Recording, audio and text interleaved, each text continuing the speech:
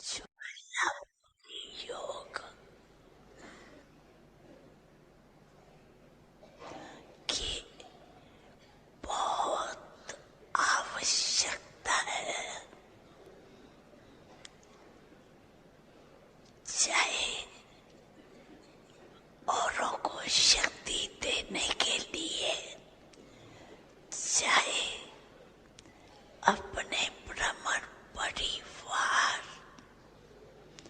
को संपन्न बनाने के लिए। अभी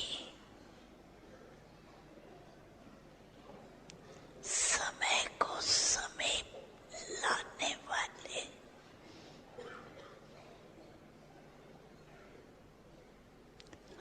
आप निमित्त हो।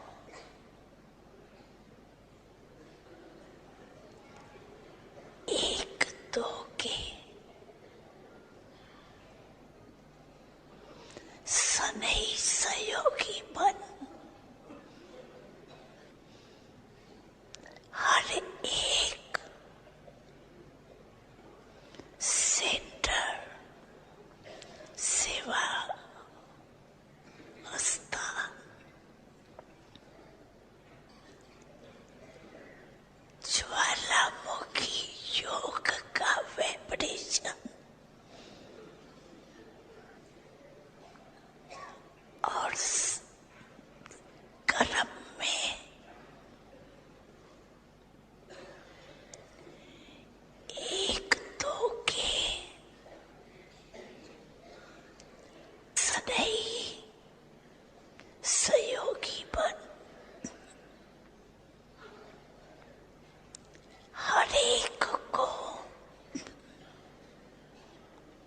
आप अटेंशन में रखते, जो भी कमी है उसमें सहयोग दो। मनसा द्वारा अन्य आत्माओं की सेवा करो और अपने सहयोग द्वारा ब्राह्मण साथियों की विशेष सेवा करो।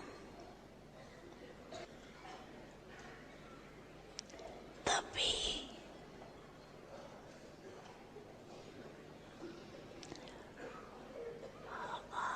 हम लोगों की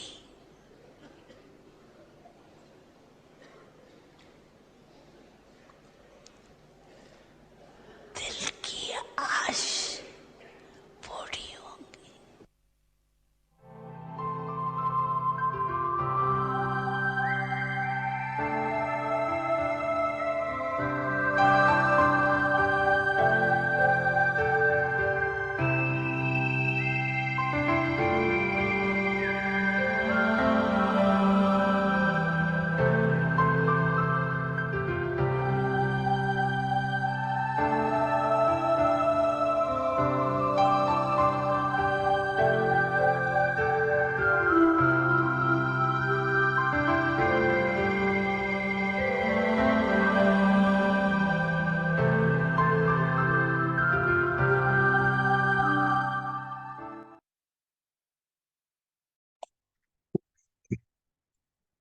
बाबा ने कहा कि ज्वालामुखी योग, हमारा योग ऐसा हो कि इधर उधर कुछ भी हो रहा हो मगर हमारी बुद्धि हलचल में ना आए, क्योंकि आने वाले समय में तो ये डिस्ट्रप्शंस तो बढ़ते ही जाएंगे।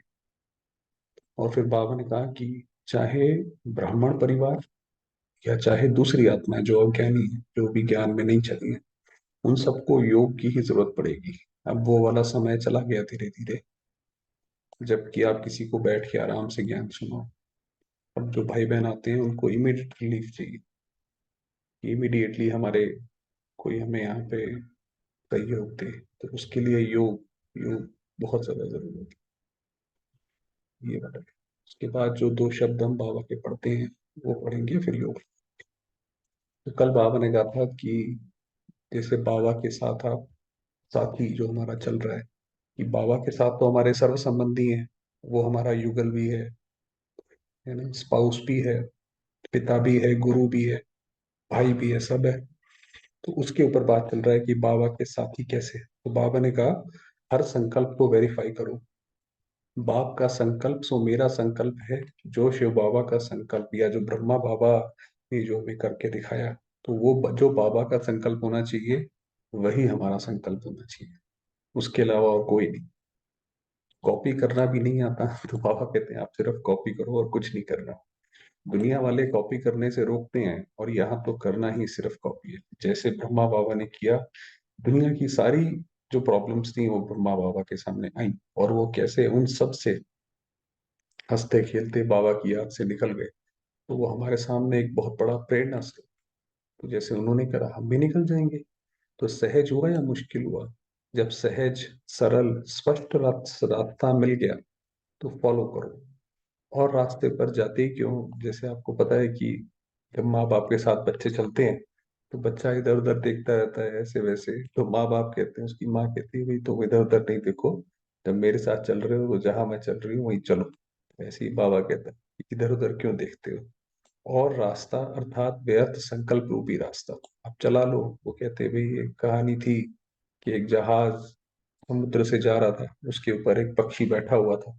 वो पक्षी उड़ता था, उसको लगता था कहीं और जाऊं, मगर उस पूरे समुद्र में, आपको पता है समुद्र तो विशाल होता है, तो उसमें कहीं था ही नहीं।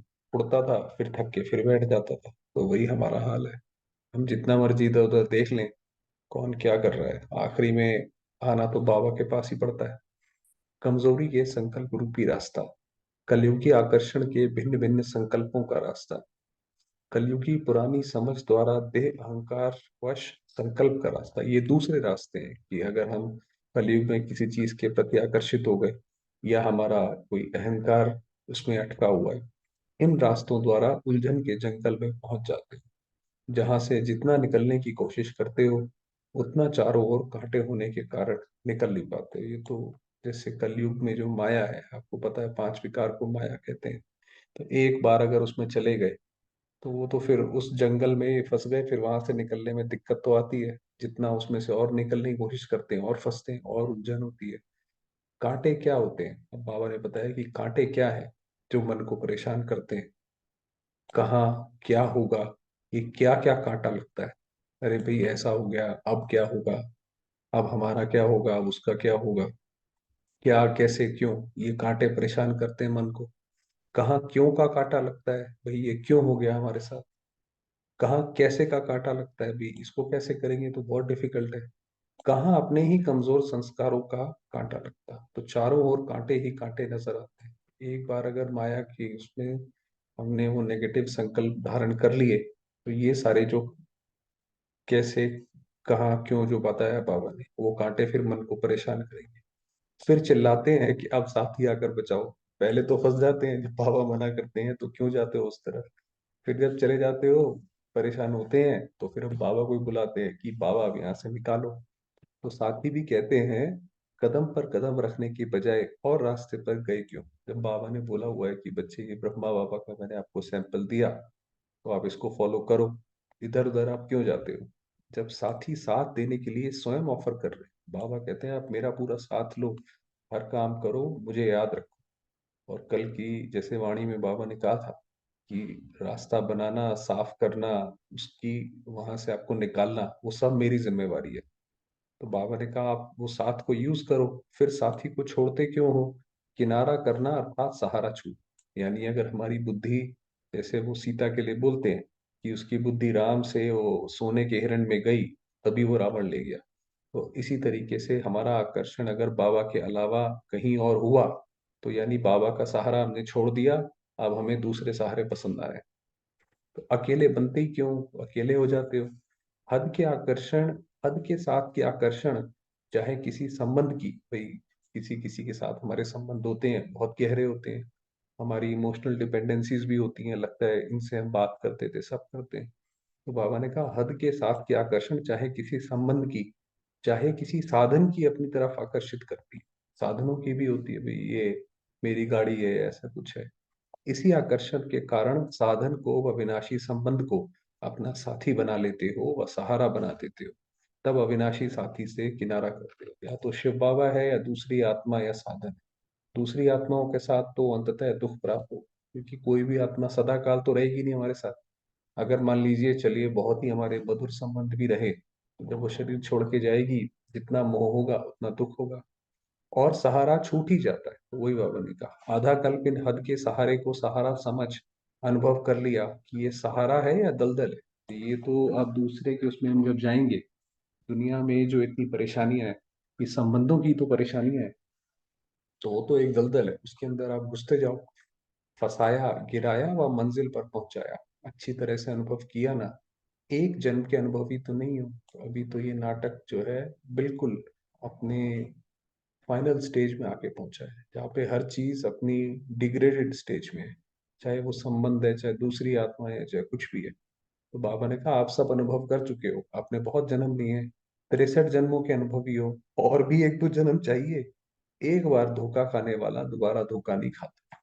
ये जब हमें पता पड़ गया कि ये जो मनुष्य आत्माओं के साथ संबंध है, ये तो अंततः दुख ही देंगे, तो क्यों फिर हम बार बार उस धोखे में जाएं। अगर बार बार धोखा खाता है, तो उसको भाग्यहीन कहा जाता है। तो ये भाग्यहीन है, इसका भाग्य नहीं है। अब तो स्वयं भाग्य विधाता ब्रह्मा बाप ने सभी ब्राह्मणों की जन्म पत्री में श्रेष्ठ भाग्य की लंबी लकीर खींच ली है। अब हमारी लकीर तो स्वयं भगवान ने खींची है। भाग्य विधाता ने आपका भाग्य बनाया है। तो भाग्य विधाता बाप होने के कारण हर ब्राह्मण बच्चे को भाग्य के भरपूर भंडार का वर्षा दे दी। हमारा भाग्य जो है, चाहे अभी हमें पता नहीं है पूरी तरीके से, मगर वो बहुत बहुत ऊंचा है। कि अगर भगवान की नजर किसी पर पड़ी है, तो ऐसे ही थोड़ी है। तो सोचो, भाग्य के भंडार के मालिक के बालक, उसको क्या कमी रह सकती है। इसकी बहुत गहराई है, मगर अभी यही समाप्त करते हैं। चलिए, होते हैं बाबा को।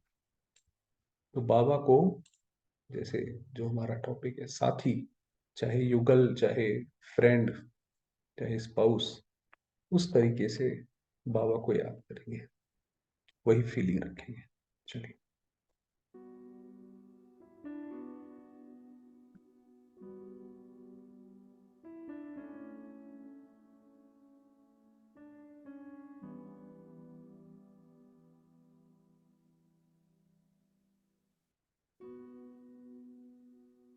आंखों को बंद करेंगे।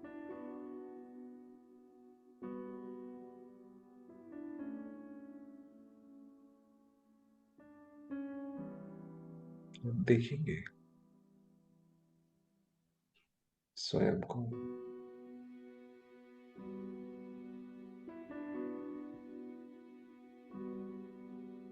मैं आत्मा।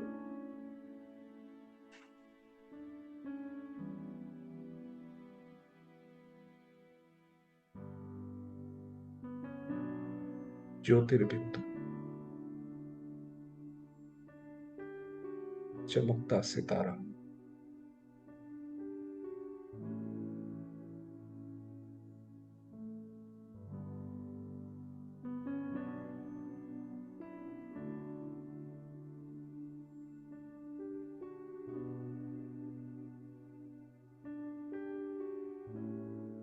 शांति की सफेद किरणें चारों ओर फैला रही हैं।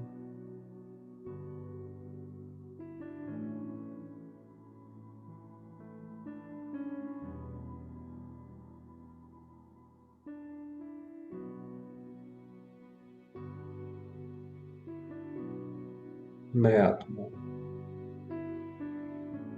शांति की देवी।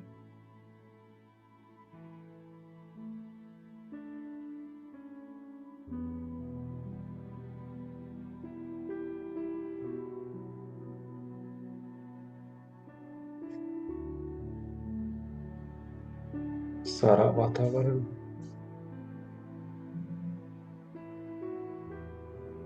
शांति की किरणों से भरपूर है।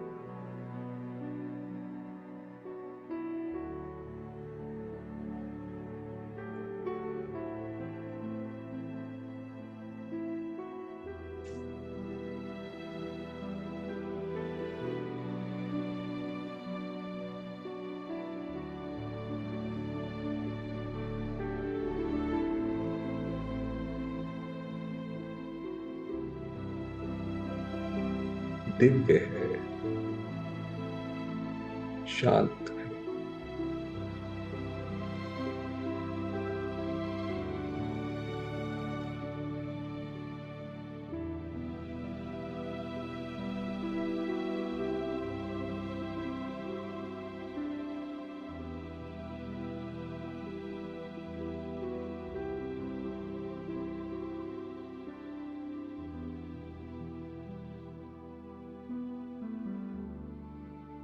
मेरे बाबा निराकार, ज्योतिर्बिंदु,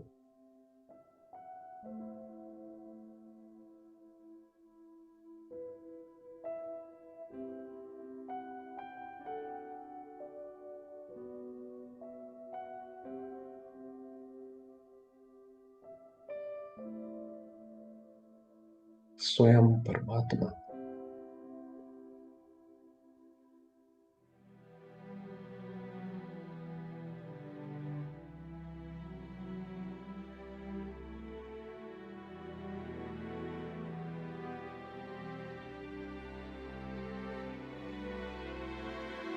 परम धाम में विराजमान है।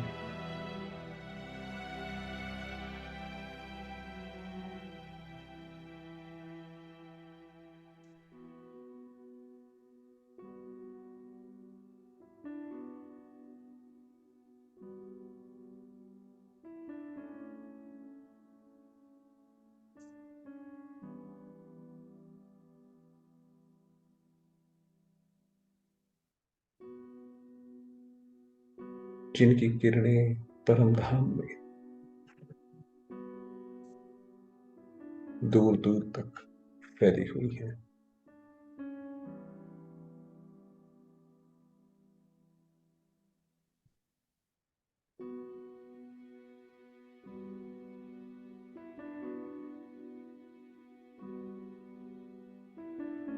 महाकाल, सृष्टि के रचयिता,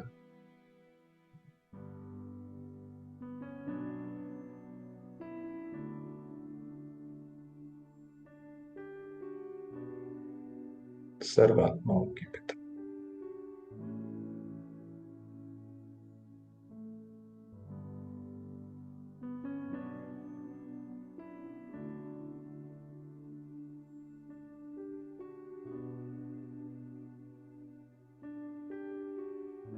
मैं आत्मा भी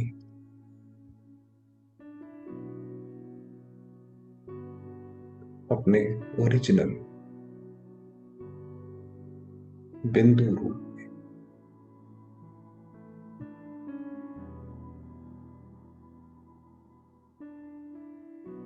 बाबा के सम्मुख हूं।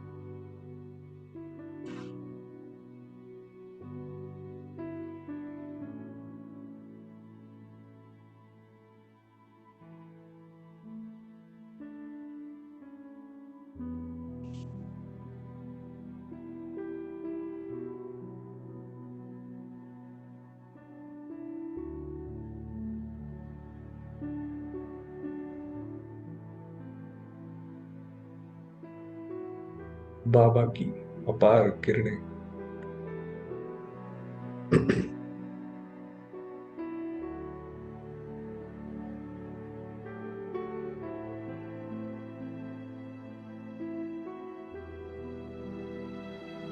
अगाध स्नेह,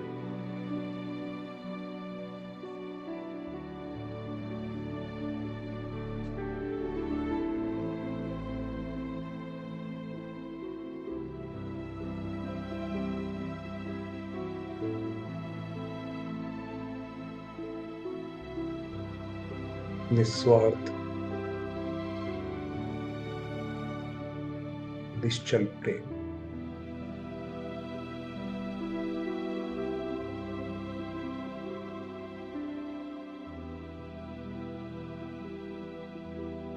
मुझे आत्मा पर बरस रहा है।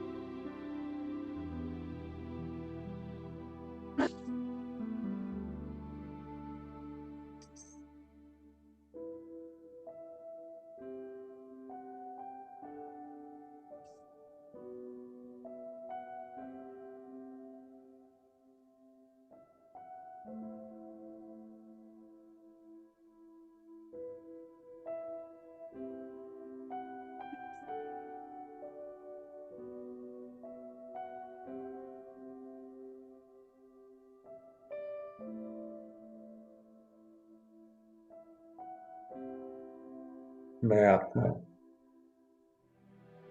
सदैव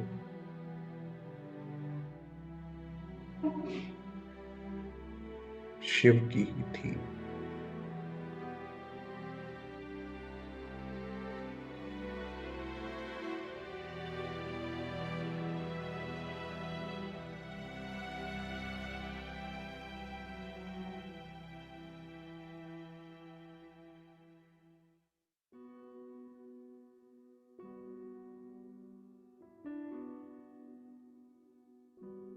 और उनकी ही रहूंगी।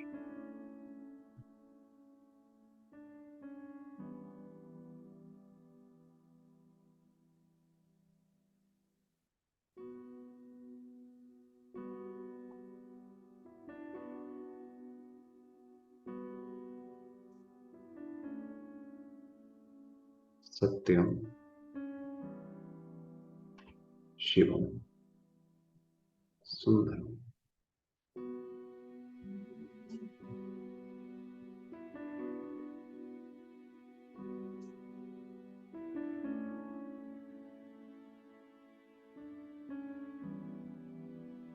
मेरे बाबा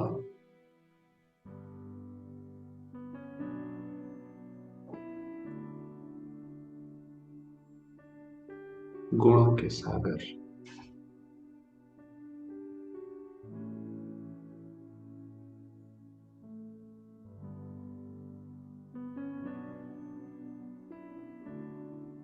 निरंकारी,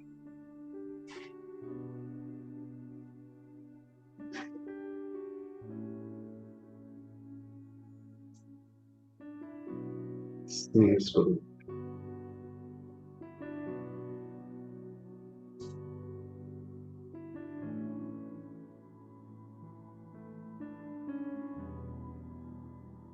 वात्सल्यमय,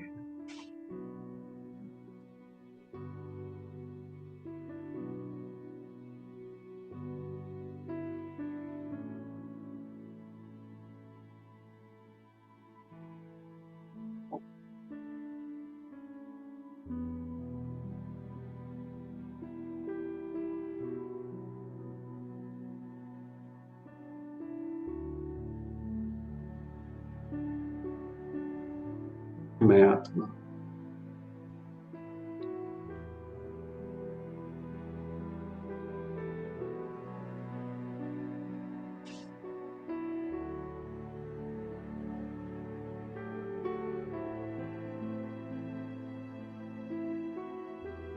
बाबा की किरणों में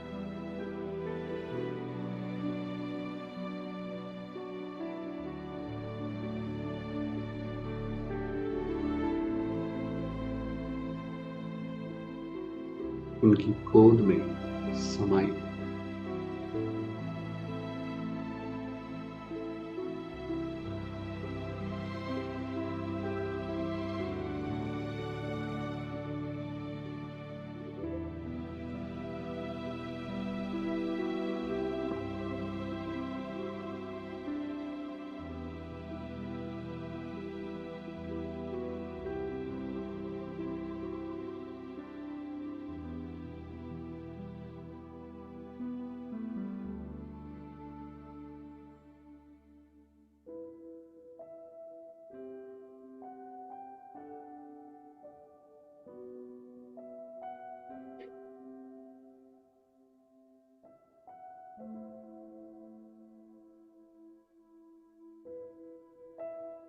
मैं आत्मा भी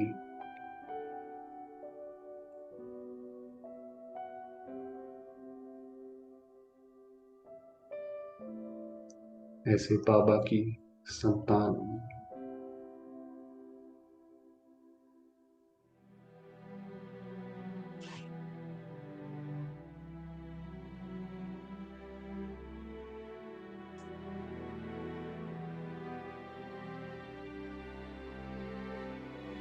ऐसे शिव की पार्वती।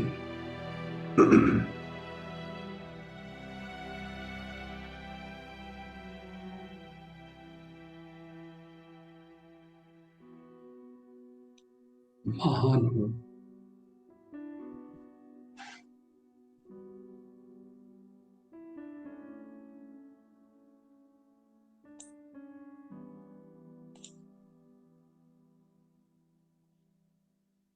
दिव्य हूँ।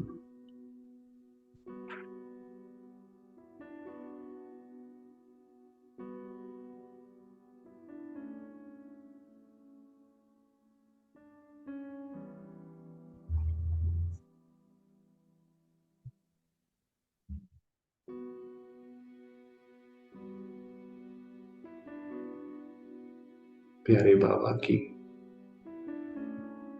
अनेकानेक किरणें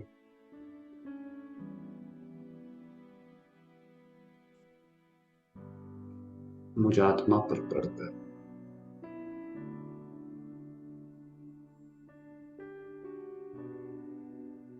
सारे विश्व में फैल रही है।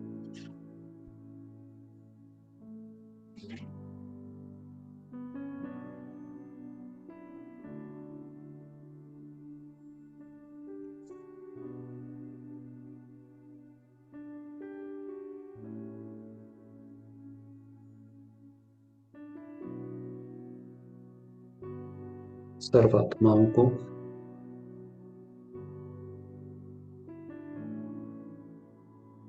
शांति का दान दे रही।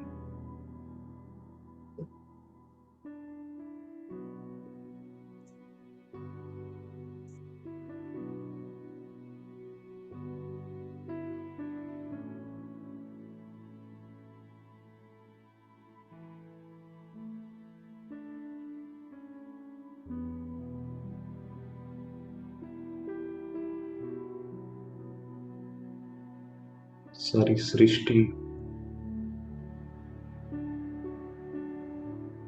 परमात्मा किरणों से प्रकाशित है।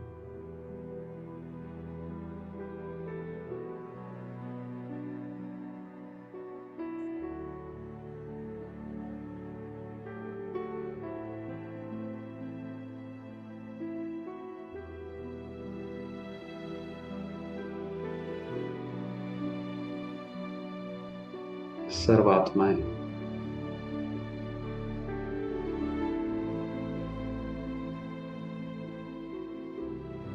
अपने बंधनों से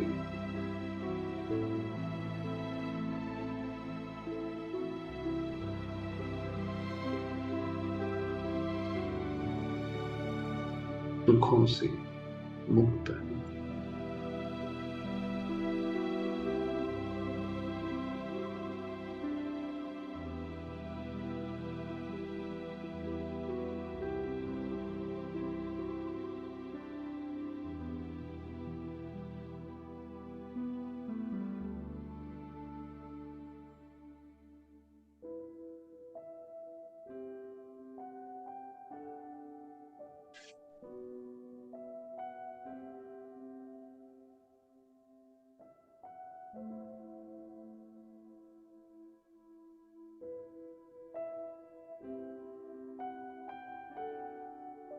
संपूर्ण सृष्टि में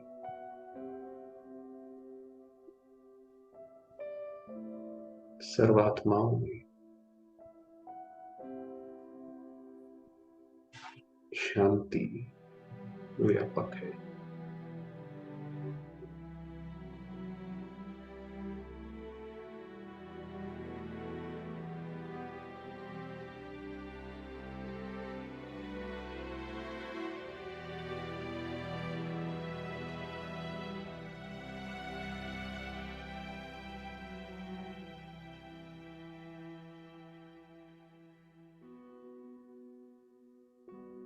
ओम शांति।